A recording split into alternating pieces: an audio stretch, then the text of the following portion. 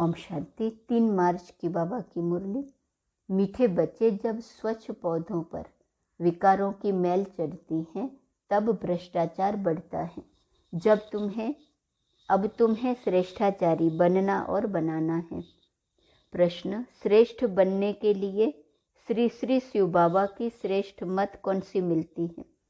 उत्तर, श्रेष्ठ बनने के लिए बाप की श्रीमत मिलती है। बच्चे, कम से कम 8 घंटे मेरी सर्विस पर रहो। 8 घंटा भल उस गवर्नमेंट की सर्विस करो, लेकिन 8 घंटा मुझे याद करो व स्वदर्शन चक्र फिराओ। साथ साथ शंख ध्वनि करो। सबको कहो कि गृहस्थ व्यवहार में रहते कमल फूल समान रहकर बाप से वर्षा लो। गीत, किसने यह सब खेल रचाया? अपने आप सभी कुछ करके अपने आप छिपाया। किसने यह सब खेल रचाया? ओम शांति। मीठे मीठे बच्चों ने गीत सुना। बच्चे पहले बहुत ही सतयुग के सुख भोगते थे, बहुत मस्त थे, खुशियाँ ही खुशियाँ थी। सिर्फ भारत ही था और कोई खंड नहीं था। भारतवासी यथा राजा रानी तथा प्रजा सब बहुत मज़े में थे, खुशी में थे। कभी कोई भ्रष्टाचार नहीं होता था। सतयुग में देवी देवता श्रेष्ठाचारी थे, जिन्हों की कितनी महिमा गाई जाती है। महिमा यथा राजा रानी तथा प्रजा सबकी होती है, फिर माया आकर चटकती है। यह भी ड्रामा बना बनाया है, जिसको अच्छी रीति समझना है। बाप के सिवाय कोई समझा न सके। बाप ही भारत और विश्व को सदा सुखी शांतमय बनाए। सब कुछ करके फिर खुद छिप जाते हैं। यह किसकी महिमा है? परम पिता परमात्मा की। भारत में जब स्वर्ग था तो देवी देवताओं का राज्य था, सतो प्रधान था, दुख का नाम निशान नहीं था। फिर आधा कल्प बाद रावण राज्य हुआ। सतयुग के देवताओं के लिए गाया जाता है संपूर्ण निर्विकारी मर्यादा पुरुषोत्तम। वहाँ तो कभी भ्रष्टाचार हो नहीं सकता। वहाँ तो श्रेष्ठाचारी थे। पौधे जो स्वच्छ थे, उन पर 5 विकारों की मैल चढ़ने से भ्रष्टाचार होते होते अब पूरा भ्रष्टाचार हो गया है। राजा रानी तथा प्रजा जो श्रेष्ठाचारी थे, वह सब अभी भ्रष्टाचारी बन पड़े हैं। गाते भी हैं, मुझ निर्गुण हारे में कोई गुण नाही, आप ही रहम करो ओ गॉड फादर। रहम मांगते हैं। देवी देवताओं के आगे जाकर कहते हैं, हमको ऐसा बनाओ। ड्रामा को तो जानते नहीं कि वह फिर ऐसा कब बनेंगे। तो तुम श्रेष्ठाचारी थे, भ्रष्टाचार का नाम नहीं था। इस समय सभी मनुष्य भ्रष्ट बन पड़े हैं, यथा राजा रानी तथा प्रजा। अब भ्रष्टाचारी से श्रेष्ठाचारी कैसे बन सकते हैं, यह कोई नहीं जानते हैं। यह है ही पतित दुनिया, भ्रष्टाचार होना ही है। अब बाप कहते हैं, जो कुछ समझो वह फिर औरों को समझाओ। बाप की महिमा गाते हैं, अपने आप सब कुछ करके अपने आप छिपाया। निराकार भगवान को जरूर आना पड़ता है। शिव जयंती मनाते हैं। कैसे आते हैं अभी तुम बच्चे जानते हो। शिव है पतित पावन, उनको आना ही तब है जब सारी सृष्टि पतित बन जाती है। उसको आकर पावन बनाना है। 2-4 को तो पावन नहीं बनाएंगे न। यथा राजा रानी तथा प्रजा पावन थे, फिर अब यथा राजा रानी तथा प्रजा पतित हैं। अभी तो राजा रानी है नहीं। जानते हैं राजे लोग थे, अब उन्हों की राजाई है नहीं। ब्रिटिश गवर्नमेंट थी तो साहूकार लोग, जमींदार आदि धन देते थे। कोई ने 20-30 हजार दिया तो टाइटल मिल जाता था। बाबा अनुभवी है न। शिव बाबा ने भी अनुभवी रथ लिया है, ऐसा वैसा रथ थोड़े ही लेगा। बड़े बड़े राजाएं होते हैं तो वह घोड़े बहुत फर्स्ट क्लास रखते हैं। जानवरों में भी कोई कोई बहुत अच्छे होते हैं, जैसे ऊँट कोई बहुत अच्छे होते हैं। बैठो तो जैसे एरोप्लेन चलता है।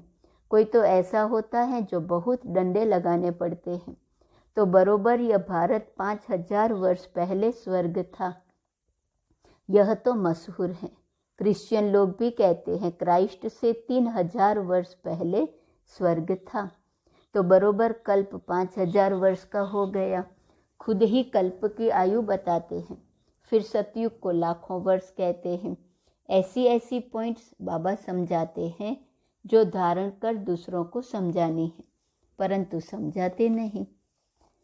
अभी तुम बच्चे जानते हो बरोबर हम श्रेष्ठाचारी थे, यथा राजा रानी तथा प्रजा श्रेष्ठ थे। शेर बकरी इकट्ठे जल पीते थे। वहाँ कंस, जरासंगी, हिरण्याकश्यप आदि कुछ भी नहीं थे। हिरण्याकश्यप आदि को सतयुग में और श्री कृष्ण को फिर द्वापर में ले गए हैं। रावण को त्रेता में ले जाते हैं। सब असुरों के अलग अलग नाम दे देते हैं। कुंभकर्ण आदि भी सब असुरों के नाम हैं। अभी है आसुरी संप्रदाय, अर्थात आसुरी मत पर चलने वाले। अभी बाप आकर के श्रीमत देते हैं जिससे तुम ब्राह्मण से देवता बनते हो। परमपिता परमात्मा ब्रह्मा के मुख कमल से ब्राह्मण, देवता और क्षत्रिय धर्म की स्थापना करते हैं। दूसरा कोई धर्म वहाँ होता नहीं। सतयुग त्रेता में तो दूसरा कोई धर्म स्थापन हुआ नहीं है। दोनों युग की एक तो एक जैसी 1250 वर्ष हैं।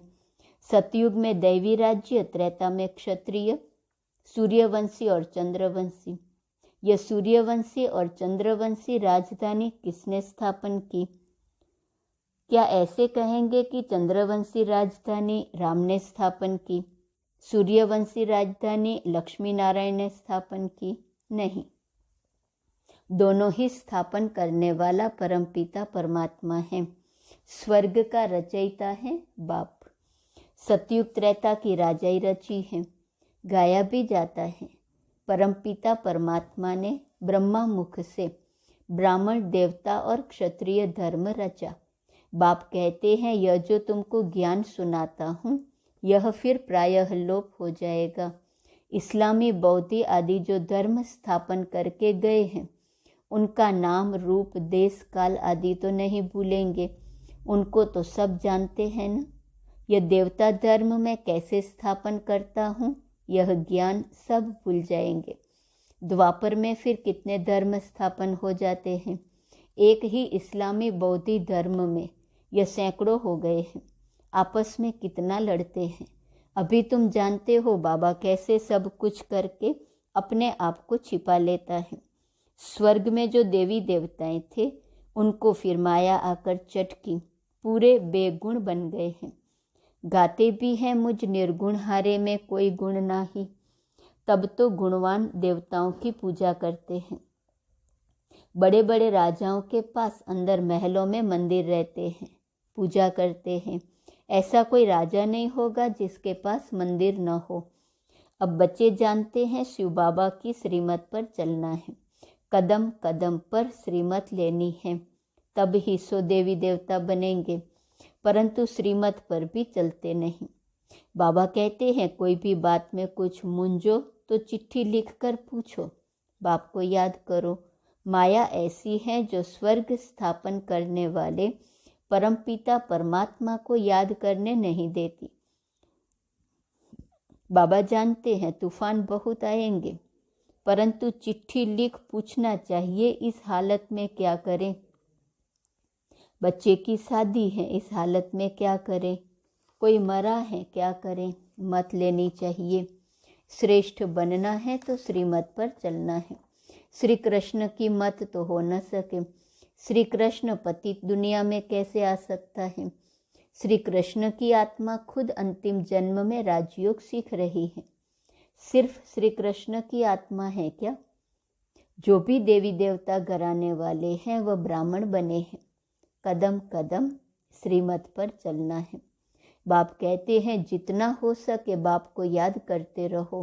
तुम्हारे पापों का बोझा बहुत है। भल कोई गवर्नमेंट सर्विस में है, 8 घंटे गवर्नमेंट की नौकरी है, बाकी जो समय है उसमें याद करो। कम से कम 8 घंटा तुम मेरी सर्विस करो। बाप को याद करो, स्वदर्शन चक्र फिराओ, शंख ध्वनि करो। कौन सी? सबको कहो। गृहस्थ व्यवहार में रहते कमल फूल समान रह करके बाप से वर्षा लो। बाप स्वर्ग रचते हैं तो स्वर्ग का वर्षा मिलना चाहिए। भारत ही स्वर्ग का मालिक बनता है, अभी तो नर्क का मालिक है। नर्क में दुखी होते हैं तब बाप को याद करते हैं, परंतु जानते नहीं कि बाप क्या देगा। बाप के लिए कहते हैं सर्वव्यापी हैं, भीतर ठिकर में हैं। बाप कहते हैं तुमने कितनी भूल की है, परंतु यह भी ड्रामा में नूंद है, अब उनसे बाहर निकलो। यह भक्ति आदि करते करते तुम तंग हो गए हो, अब भक्ति भी व्यभिचारी हो गई है। मौत आकर सामने खड़ा है तो श्रीमत पर चलना चाहिए, परंतु बच्चे ऐसे बाप को भूल जाते हैं। माया रावण का राज्य कैसे चलता है यह भी कोई जानते नहीं। रावण का बूत जलाते हैं, यह पीछे रिवाज निकला है। रावण को जलाते हैं, परंतु हर वर्ष रावण बड़ा होता जाता है। आगे 10 फुट का बनाते थे, फिर 15 फुट का बनाया, फिर 50 फुट, एकदम छत जितना लंबा बनाते हैं। बुद्ध का भी बहुत बड़ा चित्र बनाते हैं। इतने बड़े मनुष्य तो होते नहीं, जास्ती में जास्ती मनुष्य 6 फुट होंगे। लक्ष्मी नारायण भी इतने ही होंगे। ऐसे नहीं वहाँ आयु बड़ी होती तो बड़े बन जाते हैं, नहीं, मनुष्य मनुष्य ही है। जैसे अभी देखते हैं भिन्न भिन्न वैरायटी हैं, कोई काले कोई कैसे। भारत में सुंदर भी थे, अभी श्याम बने हैं। सुंदर बनाने वाला है बाबा, वह है हसीन मुसाफिर, वह तुमसे बात कर रहे हैं, उनको भूलना नहीं चाहिए। साकार को भल भूल भी जाओ, हमेशा समझो बाबा हम सजनियों को खूबसूरत परिजादा बनाते हैं। कहते हैं एक तालाब है जहाँ डुबकी लगाने से मनुष्य परी बन जाते हैं। अभी तुम समझते हो ज्ञान सागर द्वारा ज्ञान की परी बन जाते हैं। अभी तो नर्क की परी हो ना, भल कितना भी कोई फैशन करे, पाउडर आदि लगावे, फिर भी है तो नर्क में ना। कोई से भी पूछो ये स्वर्ग है या नर्क, कहते हैं साहूकारों के लिए स्वर्ग है। स्वर्ग नर्क को भी जानते नहीं, तो श्रीमत का ख्याल रखना चाहिए। श्रीमत को भी जानते नहीं। जिसने इतना श्रेष्ठ बनाया उनका नाम रूप गुम कर दिया है। गाते हैं तुम मात पिता हम बालक तेरे, अब माता किसको कहा जाता है यह तुम जानते हो। जरूर जिसमें बाप प्रवेश कर रचना रचते हैं उनको माता कहेंगे। यहाँ तुम समझते हो हम प्रजापिता ब्रह्मा की मुख वंशावली हैं, शिव बाबा के पोतरे पोत्रियां हैं, तो बाप के भी नाम हैं। बीच में बाप दलाल जरूर चाहिए। जो तुम पोतरे पोत्रियां कहलाओ, दादे से वर्षा लो, तो यह दलाल है, इनसे वर्षा नहीं मिल सकता।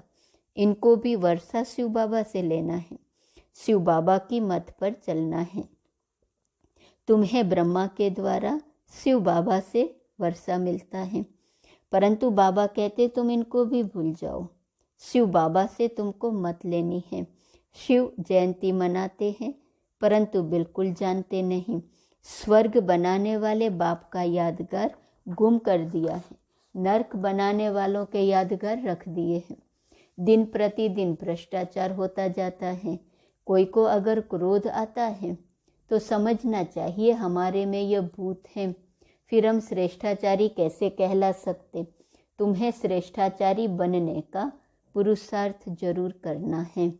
अच्छा, मीठे मीठे सिकिलदे बच्चों प्रति माता पिता बाप दादा का याद प्यार और गुड मॉर्निंग। रूहानी बाप की रूहानी बच्चों को नमस्ते, रूहानी बच्चों की रूहानी बाप को नमस्ते नमस्ते नमस्ते।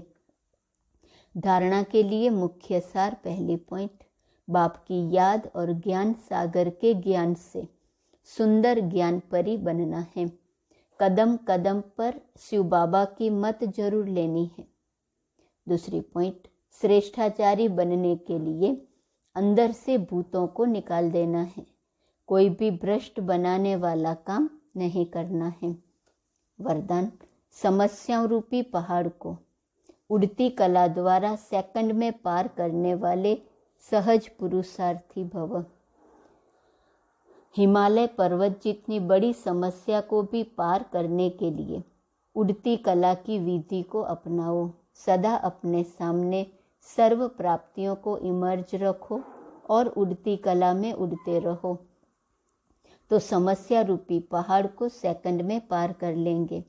सिर्फ वर्तमान और भविष्य प्रारब्ध के अनुभवी बनो। जैसे स्थूल नेत्रों द्वारा स्थूल वस्तु स्पष्ट दिखाई देती है, ऐसे बुद्धि के अनुभव के नेत्र द्वारा प्रारब्ध स्पष्ट दिखाई दे। हर कदम में पद्मों की कमाई जमा करते रहो। स्लोगन: जो सबका आदर करते हैं वही आदर्श मूर्त बनते हैं। ओम शांति।